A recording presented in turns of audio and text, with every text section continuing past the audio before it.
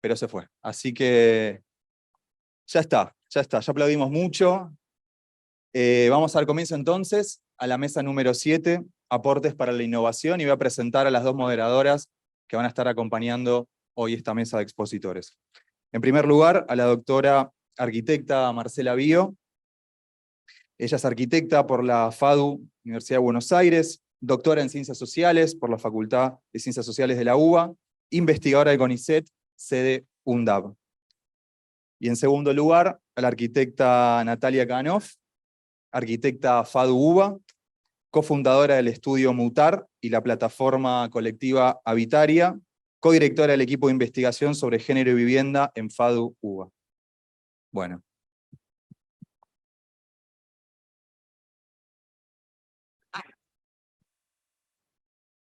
Bueno, buenas tardes a todas y a todos. Yo me voy a tomar una pequeña licencia.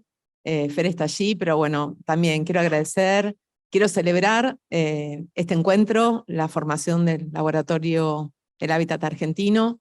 Quiero celebrar este encuentro también en este ministerio tan cuestionado, como dijo minutos antes el ministro, en estos días, por una parte de la dirigencia política argentina.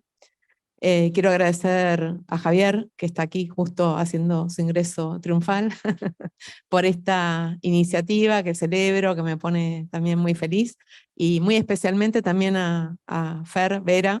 Muchas gracias. Sí, totalmente. Bueno, por todo el trabajo realizado, por toda la paciencia que nos tuviste a todos y a todas. Y bueno, y también felicitarte y a Javier y a todo el equipo y a vos también en particular por el éxito de este encuentro, que la verdad creo que nos vamos todos muy enriquecidos y además contentos y contentas, que es mucho, ¿no? En estos tiempos. Bueno, yo estoy en principio también como muy, digamos, satisfecha por haber sido convocada justamente a moderar una mesa que, digamos, recupera la cuestión de la innovación. Ya me parece muy innovador haber definido una mesa de estas características, que también celebro en ese sentido que empecemos también a darnos un espacio para pensar en las innovaciones y en la necesidad de innovar en materia de investigación sobre la cuestión del hábitat, y de gestión también de políticas públicas orientadas a resolver las necesidades habitacionales. Quiero recuperar también una preocupación del ministro que comparto, que tiene que ver con el vínculo entre la investigación y la gestión. Creo que también este vínculo hay que pensarlo en clave de, digamos, de innovación. Creo que se necesitan también producir allí innovaciones para mejorar la efectividad de este vínculo como, digamos, como parte, digamos, del sistema científico argentino, como investigadora y como también, digamos, investigadora que tiene mucho territorio encima. Creo que hay algo que mencionó el ministro que a mí me preocupa especialmente y que tiene que ver con que muchas veces la investigación llega tarde, ¿no? a los problemas, y llega tarde para realizar sus aportes a la formulación de políticas públicas. Personalmente creo que esa demora de la investigación muchas veces tiene que ver con que, bueno, las estadísticas en general suelen llegar tarde, y los equipos de investigación creo que en las últimas décadas se han distanciado mucho de los territorios, ¿no? De estos territorios populares que nos interesan tanto a nosotros y a nosotras, por muchísimas razones, desde razones presupuestarias hasta razones que tienen que ver con cuestiones más logísticas o de ingreso a estos territorios, que sabemos que es difícil ingresar si no hay previamente, digamos, una construcción de lazos con vecinas, vecinos y referentes de estos barrios, ¿no? Así que bueno, yo creo que, digamos, una medida, digamos, o una acción bien concreta para mejorar este tempo de vinculación entre la investigación y la gestión de las políticas es una mayor cercanía de los investigadores con el territorio, ¿no? Y en ese sentido creo que tal vez esa brecha fue mejor salvada en los últimos años por los movimientos sociales o las organizaciones, ¿no? Que justamente yo creo que en materia de hábitat también han sido grandes aportantes de innovaciones, ¿no? Digo, hoy en diversas oportunidades se recuperó la cuestión del RENAVAP. Bueno, yo creo que el RENAVAP en sí mismo es un aporte, digamos, importantísimo y producto de una gran innovación también, ¿no? Y no ha surgido precisamente del ámbito académico, tampoco del ámbito de la gestión pública, ¿no? Fue en tal caso una articulación posterior, pero surgió de la mano de los movimientos que claramente son los que están, digamos, más estrechamente vinculados con los territorios populares, ¿no? Y con los hogares que allí habitan. Así que bueno, dicho esto, yo celebro esta mesa. También desde este lugar invito a seguir considerando una perspectiva que contemple la producción de innovaciones para la cuestión del hábitat, que no naturalicemos las cuestiones o las necesidades o los problemas vinculados al hábitat, que nos apartemos siempre del sentido común para construir nuestras hipótesis y para seguir construyendo nuevos problemas. El ejemplo del ministro me pareció muy ilustrativo. Yo quiero contar también una pequeña anécdota personal. También en el transcurso de mi trabajo de campo para mi tesis de doctorado, yo hice mi trabajo de campo a posteriori de la implementación de la UH y de algunas políticas de transferencias monetarias, y en ese momento me encontraba intentando conceptualizar un sector de economía popular vinculado a la recuperación de desechos, que denominé en ese momento como economía popular de los desechos, y mi hipótesis era que, bueno, después de la implementación de esas políticas seguramente iba a encontrar un montón de hogares ex recuperadores, ¿no? Bueno, fue todo lo contrario. O sea, allí entendí que ahí había un proceso de institucionalización del trabajo en el marco de la economía popular, que estaba vinculado a la recuperación de desechos, que era un trabajo que había llegado para quedarse y que, digamos, la mayor obtención de ingresos no iba a desarticular esa estrategia de reproducción social. Bueno, este mismo ejemplo yo creo que hay que trasladarlo a el tipo de planteos que vamos formulando respecto de las necesidades habitacionales. Bueno, les damos la bienvenida a todos los expositores y expositoras de la mesa y le paso la palabra a Nati, mi compañera de moderación, para que los presente.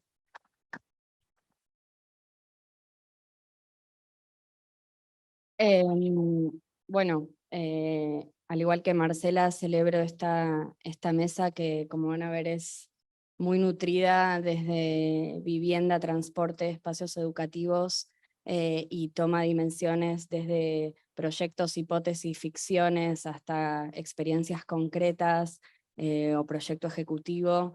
Y para sumar quizás algo en relación a esto que decía Marcela y que decía el ministro también de la vinculación, yo agregaría quizás también en pensar cómo podemos innovar, y lo dejo como inquietud, en cómo podemos innovar esa relación entre las investigaciones y todas estas cuestiones más académicas en difundir y en trascender quizás estos espacios donde quizás a veces nos sentimos muy cómodos porque todos pensamos lo mismo y me parece que es interesante llegar a lugares más incómodos donde no piensen como nosotros y plantear estas cuestiones, sobre todo esta mesa que habla de innovación social y de cuestiones tan urgentes y críticas como el cambio climático y como eh, en materia de derechos, de igualdad de género.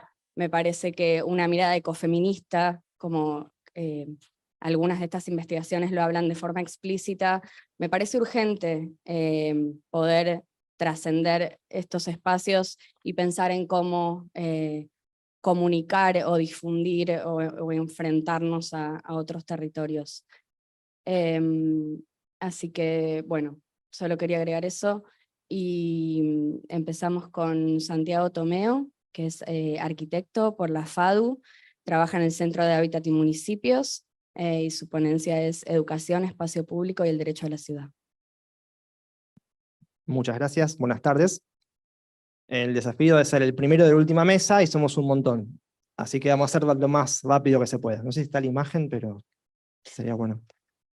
El planteo termina siendo, sin creerlo, como transversal a todo lo que pasó. O sea, en la primera mesa hablaba de justicia social y espacial y de cómo la infraestructura de todo tipo, inclusive las de cuidado, era fundamental para la ciudad que se viene y para resolver situaciones de hábitat. Un poco el trabajo se plantea sobre esto, sobre la relación entre el espacio público, las instituciones educativas y cómo esta unión puede ser potencial para justamente resolver alguna clase de estos problemas. El primer marco fue en base a la post-crisis del COVID. Durante la crisis del COVID-19 se perdieron más de 4 millones de trayectos educativos.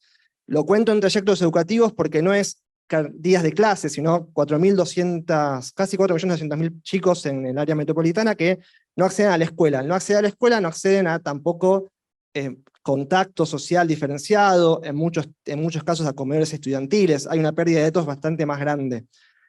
A contrapartida, desde el año 92 para acá, 94, perdón, con la sanción y la reglamentación de la ley de accesibilidad, los espacios públicos incorporaron un montón de situaciones nuevas. Ahora vemos mascotas, vemos ecopuntos, vemos postas de gimnasia, esto no sucedía. Entonces, hay esta situación en el espacio público como nuevo sector, que ya no es más solamente un montón de metros cuadrados verdes, sino un lugar social con características que pueden ser incrementadas.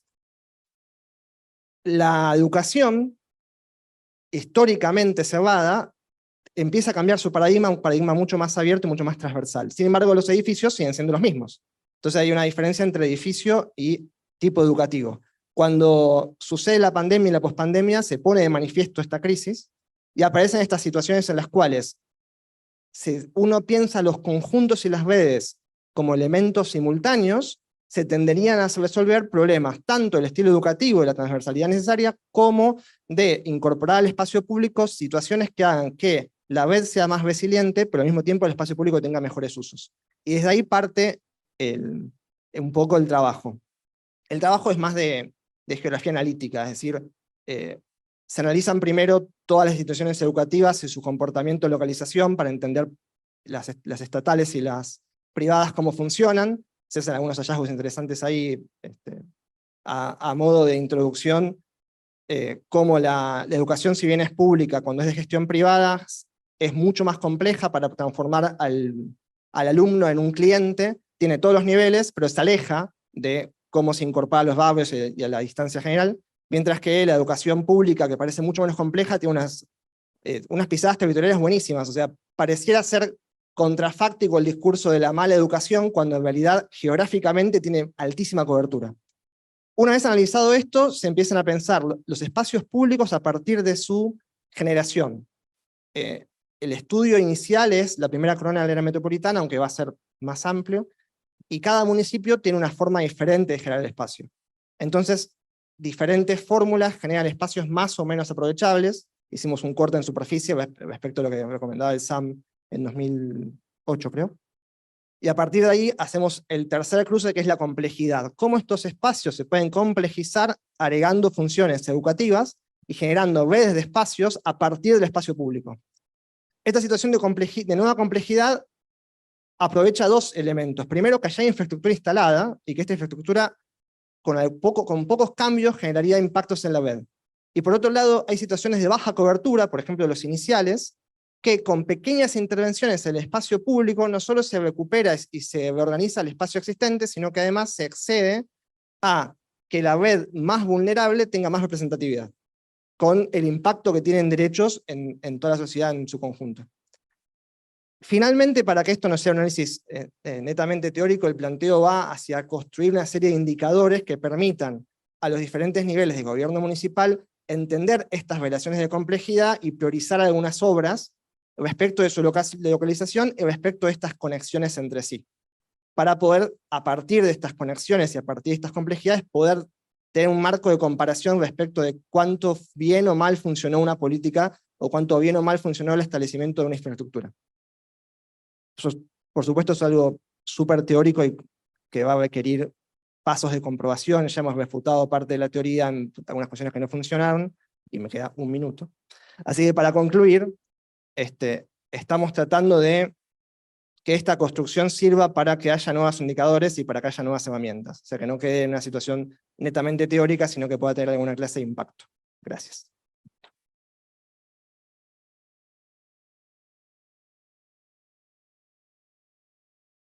Gracias, Santiago. Ahora va a hablar Andrea Armentano, de la arquitecta por la UBA, FADU.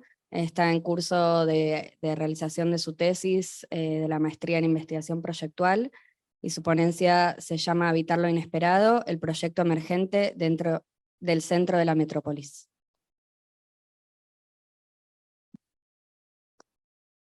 Hola, buenas tardes. Bueno, ante todo, muchas gracias por esta invitación, por poder estar. La verdad que me parece súper interesante estos espacios para debatir sobre el habitar y sobre acceso a la vivienda, que es tan importante hoy.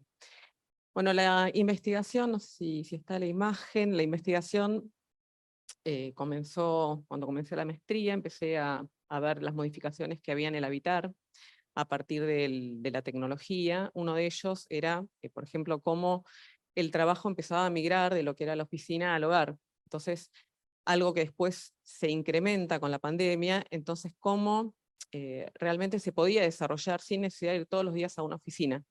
Entonces la hipótesis que comencé a plantear cuando se acelera también con este tema de pandemia era que iban a empezar a quedar metros cuadrados vacantes en las partes, por ejemplo, Buenos Aires, en lo que es el microcentro, que está destinado prácticamente al uso del trabajo, ¿no? A edificios que se destinan a trabajar.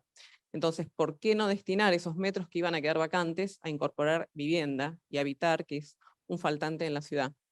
Y que cada vez va a ser mayor, hay estadísticas de la ONU que cada vez se va a incrementar la cantidad de habitantes en las grandes ciudades. Entonces, bueno, teniendo en cuenta esto, empezar a ver cómo poder intervenir. Hice un relevamiento del microcentro para ver un poco qué impacto podía tener. El microcentro tiene, yo lo hice a mitad del 2021, tenía muchos edificios directamente en venta, completos, que se podían refuncionalizar, y había también detectado mucho lote vacante, que eran garage o playas de estacionamiento que eran vacíos, lotes vacíos, o por ahí locales, que también se podía llegar a construir y a conformar, volver a evitar esa zona, ¿no? Que se convierta en un lugar atractivo para vivir a partir de una mixtura de usos, que no quedara exclusivamente tampoco para vivienda, sino que se lograra esa mixtura de usos en los edificios que se intervenía. En la potencialidad que tienen los edificios de oficina, uno de ellos es la planta libre, la flexibilidad que tiene, la modificación rápida que se puede hacer de los espacios, con lo cual era una de las premisas que no quería perder al intervenir y al incorporar vivienda. Entonces empezar a ver que materiales livianos, algo que fuera de bajo costo también, porque la idea era que generar algún prototipo, algún modelo que fuera económico. Y en paralelo, lo que empecé a mirar era cómo se estaba dando el habitar colaborativo en el mundo, cómo ya hay modelos de cooperativa en edificios donde lo que se hace se reduce la superficie privada al mínimo por habitante, pero se suma un montón de metros que uno comparte con el otro, donde puede desarrollar un montón de actividades. Entonces poder empezar a trabajar sobre esa tipología y ver cómo podía incorporarse dentro de los edificios. Una de las modificaciones también que necesitaban los edificios de oficina es trabajar todo lo que es la envolvente, la fachada, para poder lograr incorporar los espacios que no tiene un edificio de oficinas, que es por ahí un espacio intermedio entre el interior y el exterior. Y empezar a trabajar con unos módulos, que es donde se empezaba a generar la parte privada para cada habitante, y después toda una serie de espacios compartidos y una mixtura de usos, que el edificio no fuera solamente para quien lo habita, sino que también hubiera actividades que pudiera participar y acercarse gente que habita la zona. El tema de las cooperativas, lo que tenía como interesante, lo que se hace en los ejemplos que fui buscando, uno de ellos está en Suiza, Calbrit, se le da una sesión a los que manejan la cooperativa de uso de 95 años, las personas que van a habitar participan también en el desarrollo de la propuesta, y terminan pagando, como no está el tema del negocio inmobiliario atrás, pagan una cuota de alquiler, que es mucho más barato de un alquiler promedio de mercado. Pero para este tipo de temas también es importante que de alguna manera intervenga el Estado, si no es muy difícil de llevarlo a cabo.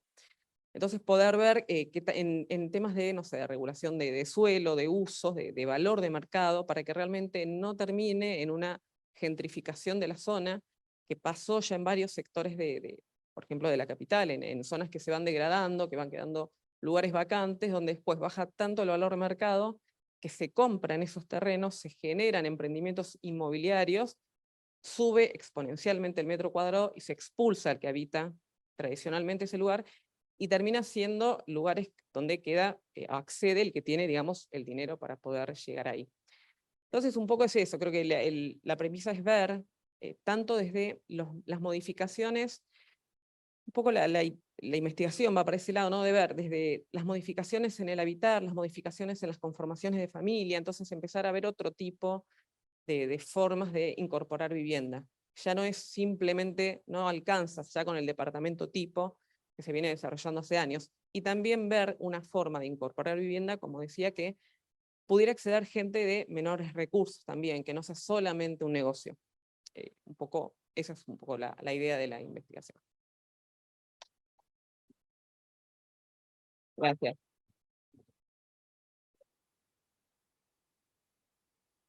Gracias, Andrea.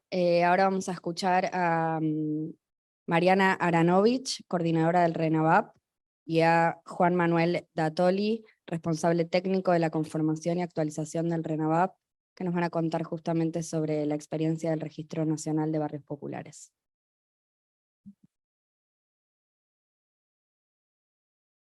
Bueno, ¿qué tal? Bueno, nosotros en el año 2016, como iniciativa de distintas organizaciones sociales, como Techo, Cáritas y todas las que hoy están nucleadas en la UTEP, por primera vez generamos información oficial de alcance nacional sobre todos los barrios populares, bien conocidos como villas y asentamientos, que hay en Argentina. Nuestra metodología implicó básicamente recorrer calle por calle, cuadra por cuadra, todo el territorio urbano del país, que como dijeron hoy hace un rato, es donde vive el 92% de la población, vive en ciudades. Nosotros lo recorrimos completo y también parcialmente áreas rurales para identificar 5.687 barrios, en donde viven más de 1.100.000 familias. Todo eso fue un hito, pero nosotros luego quisimos avanzar en un relevamiento casa por casa. Para eso primero necesitábamos cartografía para que se puedan ubicar los relevadores, y como ustedes saben, los barrios populares no figuraban en los mapas, con lo cual tuvimos que hacer nuestra propia cartografía. Capacitamos a pibes y pibas, o sea, personas jóvenes de villas de la ciudad de Buenos Aires en sistemas de información geográfica para que, analizando imágenes satelitales, pudieran armar los mapas, y así identificamos casi 1 millón de terrenos particulares. Con esa cartografía como soportes organizamos a vecinos y vecinas de barrios populares, todos nucleados en las organizaciones que ya les conté, que salieron a relevar casa por casa. Llegamos a tener 13.000 encuestadores en simultáneo, y se imaginarán, para hacer el 2016 nosotros salimos con una aplicación de celular para hacer los relevamientos, lo cual en ese momento era muy innovador para el Estado, donde todo era en papel. Nosotros teníamos una aplicación que permitía dibujar el mapa en la pantalla del celular, marcar todos los puntos importantes, dónde está la escuela, dónde hay un basural, dónde hay un arroyo, y en el relevamiento de familias también podemos marcar el punto GPS de cada vivienda. Tenemos hasta ahora el 80% de las viviendas censadas con puntos GPS. Hemos escaneado el DNI de cada uno de los integrantes para poder tener los datos personales de forma segura. Y hoy, como parte punto innovador, estamos pensando en cómo llegar a ese 20% de familias que todavía no hemos logrado relevar, porque por más que pasan nuestros relevadores, nunca coincidimos en el horario que pasamos nosotros. Por ahí están trabajando y no nos pueden atender. Entonces ya estamos pensando en algún sistema innovador de autocenso por algún tipo de aplicación de celular. Y otra cuestión importante es que en este momento estamos trabajando en una nueva actualización del Registro Nacional de Barrios Populares. Tenemos en este momento equipos territoriales recorriendo todo el país para identificar aquellos barrios que hoy no están registrados, y estamos también utilizando inteligencia artificial, que se trata de un algoritmo que analiza imágenes satelitales buscando patrones de posibles barrios populares, los cuales vamos a visitar también a territorio. Otra cosa en la que estamos innovando es porque sabemos que los barrios populares no son la totalidad de la emergencia habitacional de Argentina, no son la totalidad del hábitat popular, entonces estamos comenzando a relevar otras tipologías, como pueden ser los conventillos, que llamamos viviendas colectivas populares. Estamos relevando también los conjuntos habitacionales, que lo que vemos es que muchas veces cumplen con las mismas condiciones que un asentamiento. También hemos relevado personas en situación de calle en varias ciudades del país. Y bueno, básicamente algo importante de esto es que empezó como una investigación, empezó como un proyecto de investigación, saber cuántos barrios populares hay en Argentina, pero por suerte logramos que eso se traslade a una política pública de integración sociourbana que les va a contar Marian. Bueno, buenas tardes. Con Juan Manuel nos tomamos muy a pecho el título Innovación, por eso lo mencionamos bastante y quizás intentamos focalizar en los aspectos que consideramos que son más relevantes o novedosos en el marco de una política pública. Juan Manuel contó más cómo fueron los inicios. Yo creo que hay 3 elementos que son importantes en la política de integración sociourbana, que tiene como piso el RENAVAP, que por un lado tiene que ver con partir del reconocimiento de una problemática concreta y del protagonismo de sus actores en la gestión de esta política. Ese aspecto se traduce en distintas cuestiones en la Secretaría. Por un lado, hoy nuestra secretaria es una compañera villera de la Cava, y eso es un elemento fundamental, porque muchas veces hablamos de las políticas públicas y de los problemas, pero no son sus actores protagonistas de esa política, y esto lo ha sido tanto desde su dirección de la política pública como de la gestión también de esta política. Hoy la Secretaría tiene más de 1.200 obras, y el 58% de las obras las realizan cooperativas y entidades de la economía popular. Eso es un elemento significativo, y que eso, como contaba Juan Manuel, con los 13.000 relevadores en territorio en los inicios de RENAVAP, pero también en la actualidad, permitió un alcance nacional de la política y también un arraigo importante en los barrios populares. Entonces, un elemento que consideramos que es innovador tiene que ver con el origen de la política, también su gestión. Y por otro lado, partiendo de reconocer la demanda de los territorios, de que sean sus protagonistas parte de la política, la generación de instrumentos técnicos y normativos para llevar adelante la política pública. Hoy la Secretaría tiene algunas normativas que han logrado consolidarla. Por un lado, el decreto, que es el que reconoce los barrios populares, pero también crea un instrumento que es el certificado de vivienda familiar, que permite reconocer la posesión de la vivienda a la familia de los barrios populares. Saben, ustedes no dijimos la definición porque entendemos que ya es algo quizás más conocido, pero que las familias no tienen el título de propiedad, pero sí desde RENAVAP y la Secretaría se generó un instrumento que permite reconocer esa posesión. Por otro lado, en el 2018 se sancionó la Ley de Barrios Populares, que tiene algunos elementos fundamentales, pero el primero de ellos es prohibir los desalojos, y en segundo lugar generar el Fondo de Integración Sociourbana, que permitió después tener los fondos para llevar adelante las obras en los barrios populares. ¿A qué voy con esto? Que elementos fundamentales tienen que ver con generar instrumentos que tengan una realidad concreta y una implicancia concreta en los barrios populares. Y creo que eso es otro de los elementos fundamentales que pensamos de la política pública y que pensamos de la Secretaría. Cuando la política la gestiona quienes tienen las necesidades, también piensan cuáles son los elementos primordiales a la hora de llevar adelante la Secretaría. No pensamos cuando entramos a la Secretaría seguir haciendo diagnósticos, no pensamos cuando entramos a la Secretaría seguir pensando cuál es la mejor forma del hábitat, sino pensamos cuáles son las necesidades concretas y qué herramientas necesitamos para transformar ya la realidad de las familias. Hay para mejorar seguramente un montón, pero tenemos el piso sobre el cual poder pensar y mejorar. Y yendo quizás un poco a lo que hoy planteaban de cuáles son los desafíos, obviamente nosotros como Secretaría tenemos desafíos que tienen que ver con poder instalar y consolidar esta política pública, poder instalar y consolidar esta perspectiva de política pública y poder continuar con financiamiento para que esta política se lleve adelante. Un elemento que ha sido fundamental tiene que ver con el consenso político que generó el RENAVAP y la Secretaría de Integración Sociourbana. Eso tiene que ver con haber podido generar información sólida y una política pública seria. pero creo que también tenemos el desafío, y eso creo que nos compete un poco más en general, por un lado, de poder sortear cierto estigma que muchas veces pesa sobre las organizaciones sociales, y creo que la Secretaría es un ejemplo de cómo las organizaciones pueden gestionar y llevar adelante obras y obras públicas. Y por otro lado también el desafío, creo que más desde las investigaciones, de poder pensar sobre esta experiencia innovadora en la gestión de la política pública, que entendemos que ha habido algunas experiencias, pero que necesitamos también darle más peso para que esta política pueda tener continuidad y poder construir otros consensos en otros ámbitos, que se ha logrado en algunos, pero creo que tiene que trascender los que ya existen. Bueno, practicamos para que sea 5 minutos. Esperamos haberlo logrado.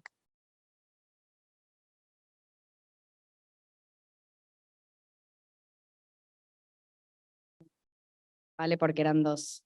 Bueno, ahora vamos a escuchar a Verónica Copelo, arquitecta por la FADU. Está en curso su tesis del Centro de Poiesis de Investigación Proyectual de Estructuras Neovernáculas para una arquitectura de paisaje en humedales. Hola, bueno, muchas gracias a todos. Gracias por el espacio. Espero tengan paciencia, es mi primera vez en un espacio así que nada, está buenísimo, celebro mucho que aparezcan estos lugares donde poder animarnos también a contar un poco en lo que estamos pensando. Como decía Nati, estoy cursando el último cuatrimestre de la maestría, ahí perfilando el plan de tesis. Había mandado por mail un timelapse, pero nada, no importa si no está. Un poco con la problemática, empecé como a trabajar en 3 escalas, en la escala territorial, que era lo que por ahí me interesaba, como a la hora de construir como un pensamiento y un foco. Traigo algo que mencionaba Nati al principio y que incluso Ana en la inauguración planteaba, como esto de una mirada ecofeminista, de poder pensar la problemática habitacional y entender el territorio como parte de ese hábitat. Yo particularmente estoy haciendo foco en la zona de humedales, en el norte, digamos, de Lamba, producto de esta derrame urbano que se viene dando en los últimos años y que, sobre todo después de la pandemia, es algo que se agudizó mucho, como en la necesidad por ahí de algunas personas, o de familias, o de grupos etarios muy diferentes que empiezan a ocupar o que se migran de la capital o de las primeras zonas del primer anillo del conurbano hacia lugares más alejados, como por ejemplo Escobar o Pilar, e incluso San Antonio de Areco, y que no hay una respuesta urbana organizada ante esas necesidades o ante esas situaciones, y se empieza a generar como crecimientos de la mancha sin ningún tipo de regulación.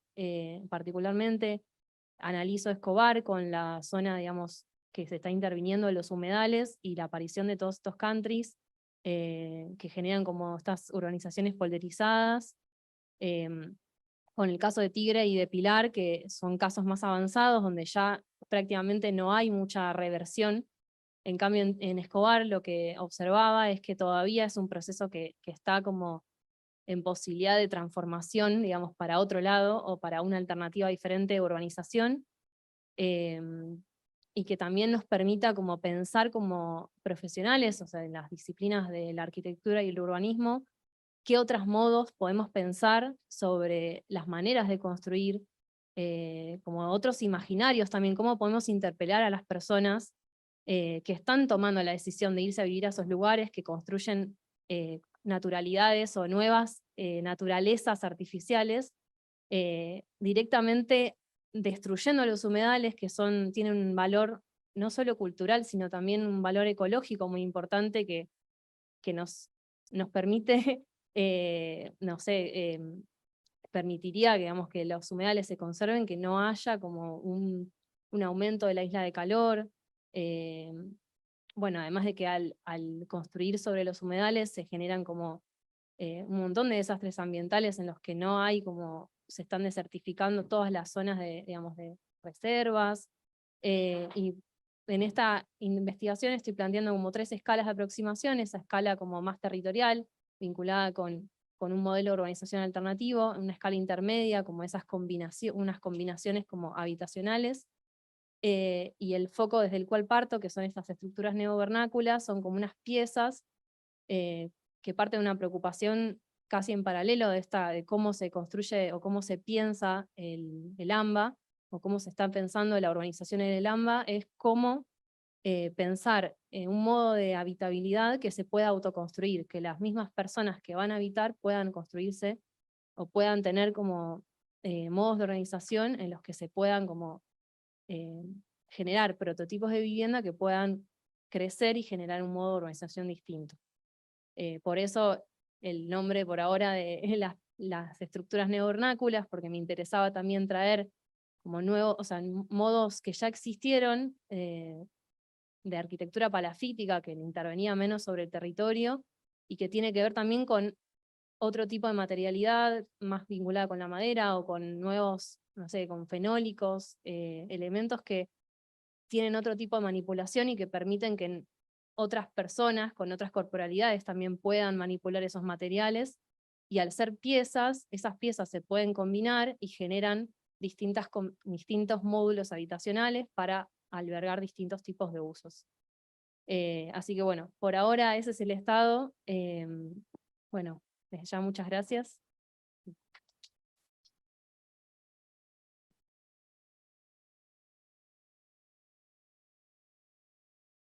Bueno, ahora le damos la palabra a Isabel Asombrío, que comparte también su trabajo con Nahuel Morandini.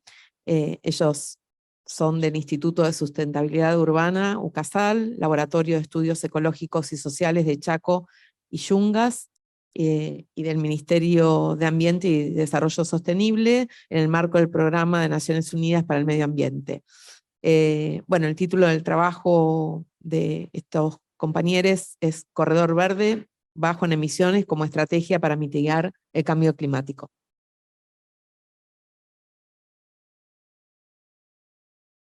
Buenas tardes, y prometo ser muy, muy breve porque ya estamos en las últimas. Muchas gracias por esta organización, Javi, Fer, realmente ha salido espectacular este evento, más de lo que nos imaginábamos. Me encanta estar aquí participando y principalmente representando a la ciudad de Salta, a la provincia de Salta. No me voy a extender mucho, simplemente voy a dar un breve contexto de cómo es la ciudad de Salta. Es una ciudad hermosísima, muchos de ustedes seguro la conocen, pero es una ciudad que no escapa a la segregación urbana que tienen todas nuestras ciudades latinoamericanas. Cruzando, digamos, el río Arenales hacia el sur de Salta, vive más de la tercera parte de la población, si no es más, porque realmente estamos esperando los resultados de detalle del censo. Y este sur de la ciudad de Salta es un aglomerado, son barrios, digamos, que en los últimos 20 años han crecido de manera muy significativa, que presentan, bueno, hay muchísimos barrios relevados del RENAVAP allí, pero también se combinan con otros barrios. De hecho, la compañera Giselle, que estuvo hoy presentando desde el IPB, los barrios del IPB de Salta, hay mucho de vivienda construida por el Estado, mezclada con barrios informales. Y claro, toda la zona sur de Salta tiene, bueno, presta, digamos, brinda, digamos, servicios de provisión de mano de obra y toma todos los servicios del centro y del norte de la ciudad. Entonces hoy nos convoca el Hábitat, y creo que voy a ser la única que va a hablar de transporte y también de la calle, también de la importancia de la calle. Venimos trabajando desde hace ya varios meses, yo creo que un año más o menos, en un proyecto que tiene financiamiento de las Naciones Unidas, como mencionaba Marce, que además lo está ejecutando el Ministerio de Ambiente de Nación, y estamos trabajando junto con el municipio de la ciudad de Salta. y Autoridad Metropolitana de Transporte, es decir, hay un montón de actores que estamos trabajando sobre este proyecto, que es un corredor verde bajo en emisiones. Ah, acá está. Yo, la verdad que esta imagen, ustedes que viven acá en Capital, por ahí es una imagen muy, digamos, cotidiana. La calidad del espacio de la calle en Buenos Aires es altísima. Pero estos barrios, y lamento no haber traído el antes o alguna otra imagen de estas avenidas que afortunadamente tienen espacio, son avenidas o calles que conectan estos barrios con el centro, pero, por ejemplo, en donde han sido diseñadas muy desde el punto de vista ingenieril, en donde se privilegia el espacio para el automóvil, donde las veredas son muy discontinuas, donde, por ejemplo, no hay vados, no hay cebras, por ejemplo, pintadas en las calles. Esta avenida donde estamos desarrollando este proyecto ejecutivo, es un proyecto ejecutivo, eso está bueno mencionarlo, estamos en una fase, digamos, de diseño ya finales, no tiene, es una avenida que traza diagonal todos estos barrios, y en todas las esquinas aparecen como 6 esquinas, y por ejemplo, cualquier persona que quiera cruzar la calle, no, digamos, siempre tiene que mirar para 5 lugares distintos para poder cruzarse seguros. Entonces, bueno, doy este contexto simplemente de cómo es la ciudad, digamos, y dónde está inmerso, digamos, este proyecto, que además es un proyecto piloto que se espera replicar en otras avenidas de la ciudad. Y pensaba, bueno, cuáles son, digamos, las cuestiones más innovadoras, haciendo el ejercicio, y también hice el ejercicio del 5 minutos, pero ya veo que me estoy yendo de tiempo. Pienso que es muy importante el tema de invertir, digamos, estos fondos, digamos, fondos que son de inversión internacional, fondos de cambio climático, en mejoramiento urbano en barrios populares. ¿Por qué? Porque yo no sé, esta semana creo que fue titular en todos los medios, las inundaciones en Capital, en Gran Buenos Aires, y las imágenes eran siempre barrios populares.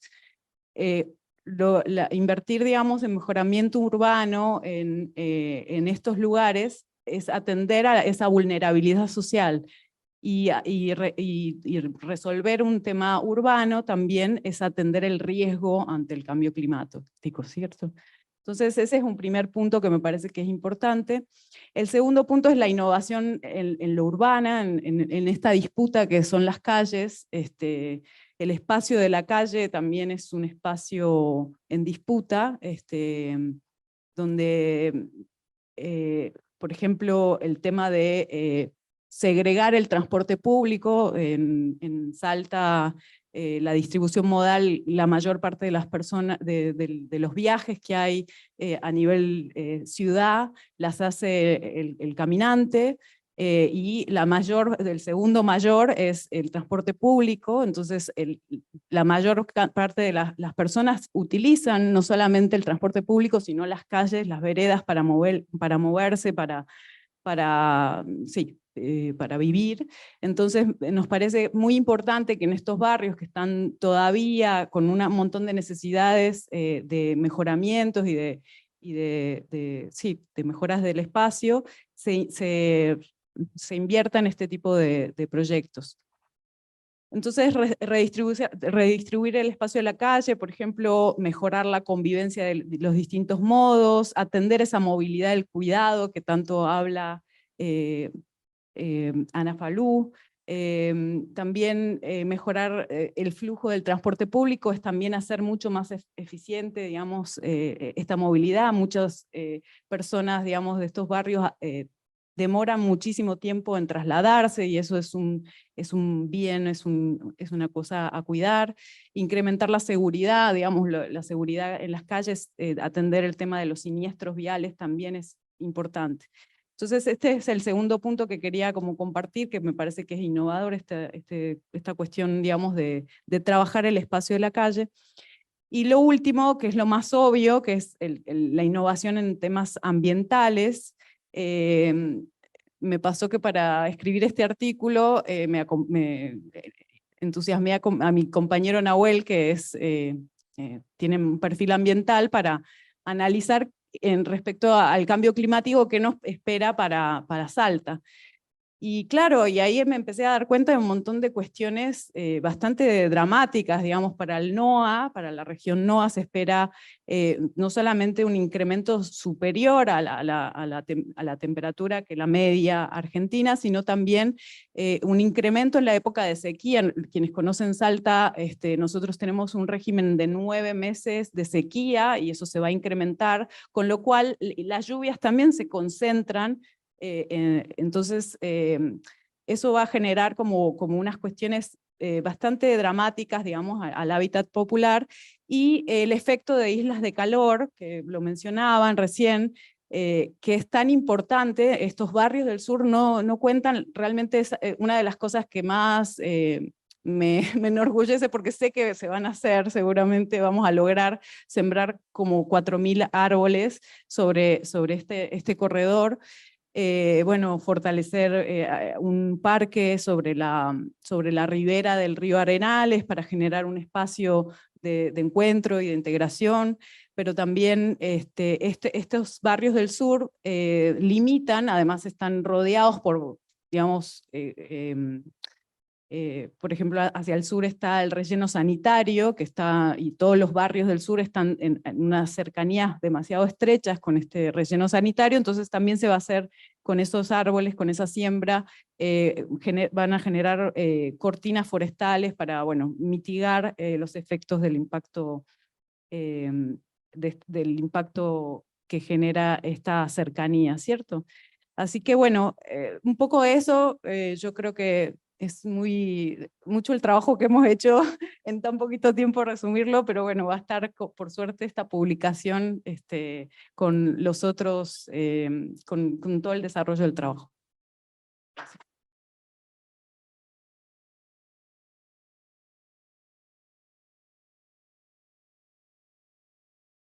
Gracias, Isa.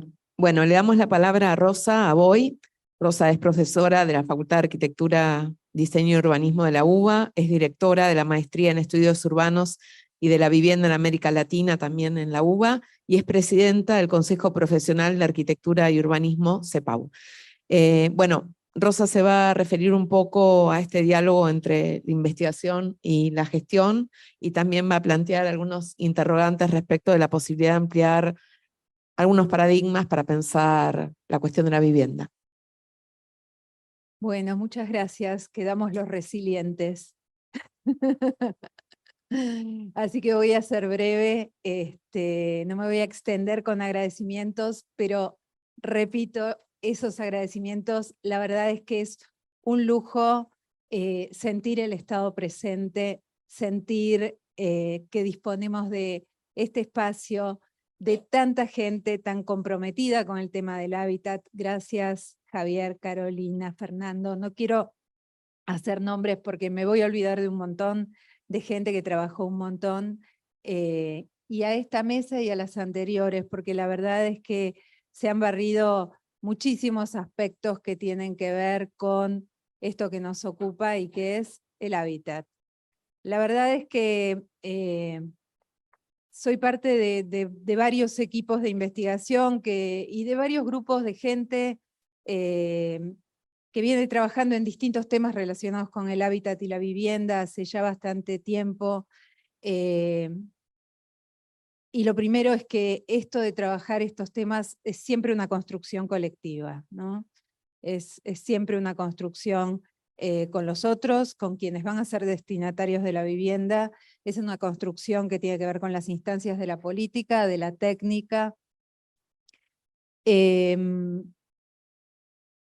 Y trabajar estos temas del hábitat y de la vivienda es realmente muy pertinente, porque si pensamos en que en promedio todas las ciudades y Buenos Aires y los grandes centros urbanos de la Argentina no escapan a eso, nuestro tejido urbano en un 70% es vivienda, son casas, son lugares donde vive gente. Entonces, qué más pertinente, ¿no?, que trabajar, financiar, estudiar y poner el acento en estas cuestiones, ¿no? Y la verdad es que tanto desde el centro de investigación como desde la cátedra y desde la maestría, hemos trabajado como en distintas escalas que tienen que ver con la vivienda, ¿no? Desde la vivienda planificada por el Estado, tiene que ver también con la cantidad de años que tengo, ¿no? Que uno va viendo distintos temas, ¿no? El hábitat popular, el hábitat de los sectores medios creados por el mercado. Ahora estamos trabajando en algunos temas que tienen que ver especialmente con la década del 60, justamente por lo que tiene en algunos paradigmas para iluminar el momento presente. Y de alguna manera, en todas estas construcciones colectivas hay como algunos ejes ordenadores que para nosotros, para este grupo de investigación, son importantes. Por un lado, la perspectiva latinoamericana, ¿no? Que no es una esencia, que no es algo dado. Para nosotros Latinoamérica es un horizonte de posibilidad, es una construcción colectiva, es algo a conocer y a interpelar, justamente a partir de determinadas cuestiones y paradigmas de conocimiento que tienen que ver con el pasado colonial. Entonces ahí la decolonialidad es como una herramienta y un marco que muchas veces nos permite abordar los problemas de vivienda. Y también se habló aquí de las teorías feministas, las teorías queer, Gramsci, o sea, todo lo que nos hace prestar atención a eso que en algún momento se llamaba muy generalmente subalternidad y que encierra género, preferencias sexuales, temas raciales, temas de discriminación, temas generacionales, ¿no? Los viejos, los gordos, todos los que no encajan, digamos. Entonces, bueno, esas miradas. Y con todos estos bagajes, hace un año me tocó presidir el Colegio de Arquitectos, el Consejo Profesional de Arquitectura y Urbanismo, que soy un poco un ave extraña en esa. No por ser mujer solamente, porque hay 2 presidentas que me antecedieron, pero un poco por ser alguien que viene del mundo académico, en una institución profesional que me honra presidir, porque mi carrera de grado es la arquitectura, si bien después me fui más por el lado de la historia. Y creo que ahí, y esto, los colegios profesionales, las instituciones que tienen que ver con la arquitectura, la institucionalidad de la arquitectura, creo que puede ser una interesante polea de transmisión entre el mundo académico y la sociedad a la que teóricamente nuestras investigaciones, nuestro trabajo, nuestros esfuerzos están destinados a llegar en el mejor tiempo posible, en los más breves tiempos posibles. Y bueno, ahí estamos armando distintos programas de arquitectura para el bien común, trabajando con comunidades, tratando de formar profesionales con un perfil, digamos, con un perfil diferente del hegemónico también, dando voz a eso. Y también es legítimo ampliar las oportunidades de trabajo para arquitectos y arquitectas. Lo que pasa es que también es muy importante poder incidir sobre los marcos normativos. Los marcos normativos hoy nos están llevando a una ciudad que genera divisiones, exclusiones y demás, ¿no? Los análisis que estamos haciendo del código urbanístico y de sus efectos, si se construyera toda la ciudad de esa manera, bueno, no llevarían a una cuestión de mayor integración social y de mayor integración urbana, ni esta cuestión de garantizar derechos. Entonces, me parece que también tenemos que, digamos, creo que es muy importante que estas asociaciones intermedias y estas asociaciones profesionales también dialoguen con la investigación y con las políticas públicas.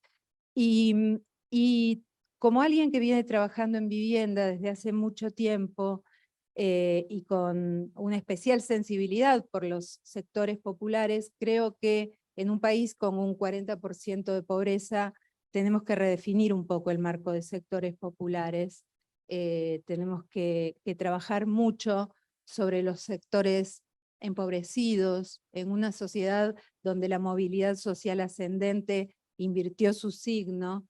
Me parece que tenemos que ampliar paradigmas en el sentido de, como se habló ya en este encuentro fantástico, pensar en cómo aumentamos la oferta de viviendas en alquiler, cómo aumentamos a través de la oferta y a través de la demanda, cómo de alguna manera el Estado, según qué Estado tengamos, puede subsidiar a quienes tienen propiedades y bajar impuestos a quienes las pongan en el mercado de alquiler. Hay un montón de sectores jóvenes, adultos mayores, sectores que cayeron de los sectores medios y que no están pudiendo acceder al mercado formal. Hoy, mientras teníamos este encuentro, se discutió en el Congreso de la Nación y se modificó la ley de alquileres. Es aún más difícil alquilar.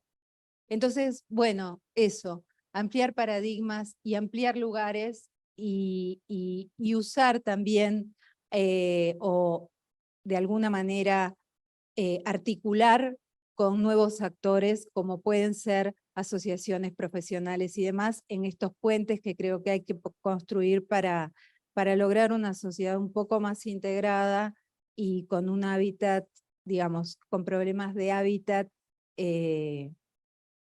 que creo que nos interpelan a todos y en muchos casos hay soluciones posibles. Hablaba de subsidiar la oferta a través de bajarles impuestos a quienes alquilan. Los arquitectos tenemos una enorme capacidad de incidir en el mercado de alquileres si tuviéramos las posibilidades planteadas desde el Estado, con programas estatales, de regenerar tejido urbano, no para generar gentrificación, pero para hacer mejoramiento. Tenemos barrios enteros, por hablar de la ciudad de Buenos Aires, como Once, como Constitución, no solamente como el microcentro, que tienen una capacidad instalada fantástica, con sistemas de transporte maravillosos y que funcionan, con equipamiento comercial, educativo, de espacio público.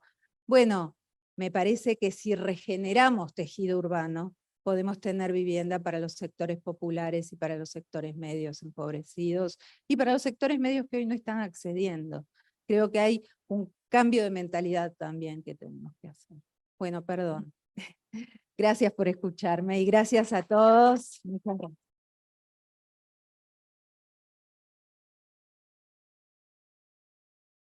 Bueno, muchas gracias a todas y a todos. Además, muy interesantes todas las propuestas y todas las reflexiones, que además han implicado también un esfuerzo extra, como decía la compañera, también por imaginar otros problemas, por responder a viejos problemas con respuestas más innovadoras y también ofrecer respuestas a problemas nuevos, ¿no? Como plantearon acá en algunos casos más vinculados a nuevas modalidades de habitar o modalidades más recientes, ¿no? Nuevas formas de urbanidad, como en el caso que planteaba acá la compañera Copelio. Bueno, no sé si en el público hay alguna pregunta que quieran hacerle al panel. Sí, bienvenido o bienvenida.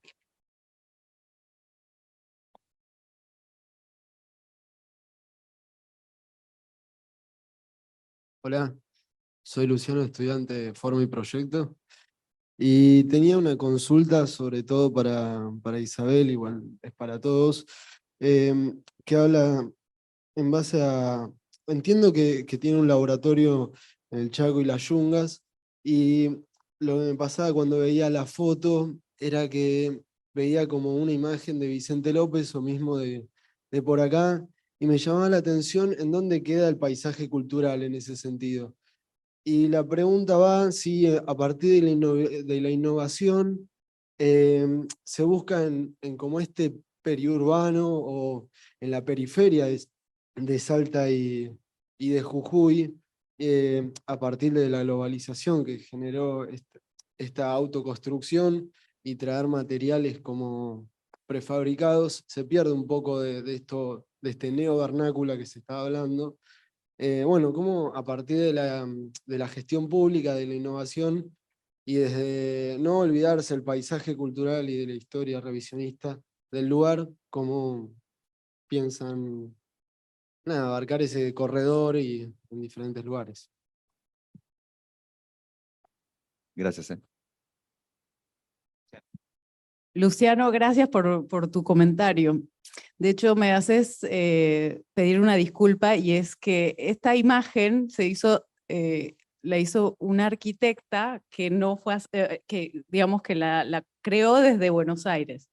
Nosotros le dimos unos lineamientos y realmente yo no sabía qué poner, la verdad que resumir todo esto en una imagen y con la calidad de espacio público que hay acá, pero bueno, era como insistir con eso, ¿no? Que hay cosas que tenemos y que parecen obvias, pero que no son tan obvias, porque el paisaje, como vos bien lo decís, de esas calles es totalmente distinto. Lo que vos comentás me parece que es muy importante. A lo largo, digamos, de este eje disépolo, hay 11 espacios verdes y plazas, en donde los fines de semana se generan un montón de actividades que tienen que ver con ese paisaje cultural que vos bien mencionás. Igualmente, la vida cotidiana de estos lugares sí requiere, digamos, de una calidad mayor, de una seguridad mayor, digamos, y es por eso que estamos trabajando en eso. Pero lo que mencionás me parece que es súper importante, y yo creo que a los proyectos, desde el diseño, desde las etapas tempranas, como es este caso, nosotros ahora estamos digamos, lanzando la licitación para armar el proyecto ejecutivo de este proyecto que acabo de presentar. Pero la participación, por ejemplo, es un elemento fundamental para poder teñir o enriquecer. Nosotros vemos la parte más técnica, pero la parte la participación a estos procesos genera ese enriquecimiento al que vos mencionás, ¿no es cierto? Así que gracias por tu sensibilidad en la observación, porque realmente es algo que es cierto, digamos, el paisaje es distinto, ¿no? La actividad es distinta en esas calles. Pero bueno, también es necesario que estas mujeres lleguen, digamos, de una manera, digamos, como la calidad que tenemos en el resto de la ciudad, que lleguen bien a sus casas, que puedan cruzar con seguridad, que puedan tomar un transporte en un espacio reparado, iluminado de noche, que puedan, digamos, sí, vivir la vida con calidad, el espacio público con calidad. Así que gracias por tu sensibilidad.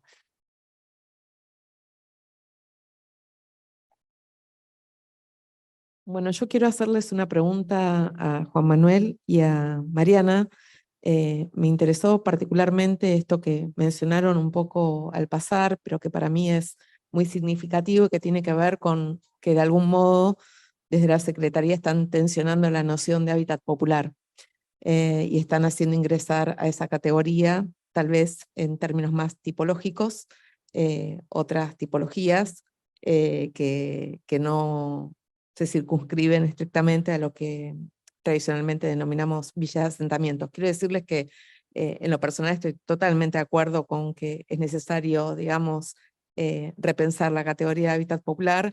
De hecho, hemos tenido algunos inconvenientes en la academia con tesistas que proponen otras miradas o que, digamos, van en contra de esta definición más tradicional y, digamos, allí se encuentran con jurados, por ejemplo, que ponen el dedo en el renglón. Entonces me interesaría mucho que, bueno, ustedes comenten por qué esta necesidad de ampliar los márgenes de la categoría y bueno, y qué reflexión tienen al respecto. Bueno, es algo que lo debatimos mucho en todo este tiempo. La verdad es que villas y asentamientos, y que a partir de que nos unimos con las organizaciones sociales y lo oficializamos, las empezamos a denominar barrios populares, eran el objeto de estudio del Centro de Investigación Social de la organización Techo. Entonces en ese momento yo trabajaba ahí, si íbamos y decíamos, no, esto es un monobloc, no lo incluyamos, bueno, no hay problema.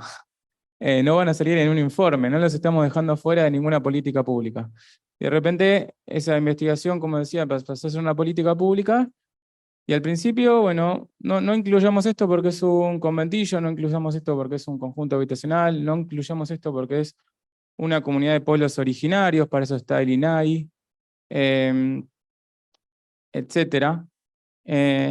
Y de repente la verdad es que nos empiezan a llegar demandas de personas, como no demandas judiciales, demandas de personas, exacto, diciendo por qué mi barrio no está en RENAVAP y yo tener que explicarle que por una tipología teórica no está en RENAVAP.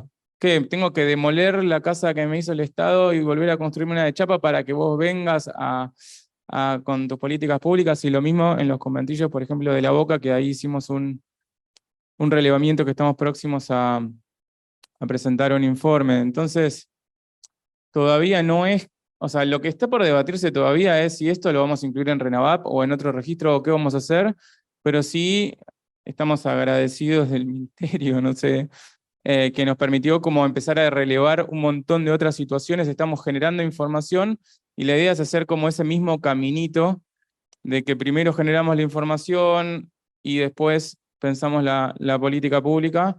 No sé si me olvidé de alguna otra más, pero hasta estuvimos relevando personas en situación de calle, y también estamos relevando lugares como el Cordón Hortícola de La Plata, en donde ya no es solo vivir, sino que es trabajar y vivir. Lo estamos haciendo también en varias provincias, así que bueno, hemos abierto el abanico. Después pensaremos las terminologías, ¿no? Pero cuando empezamos a relevar los conventillos de La Boca, dijimos, bueno, pero esto, ¿qué es un conventillo? ¿El de chapa? Pero este parece un edificio como los de Recoleta, pero menos mantenimiento, pero es la misma situación, no lo podemos llamar conventillo, y vimos otras situaciones, y ahí decidimos denominarlos viviendas colectivas populares. Pero bueno, ahí estamos en esa etapa, digamos.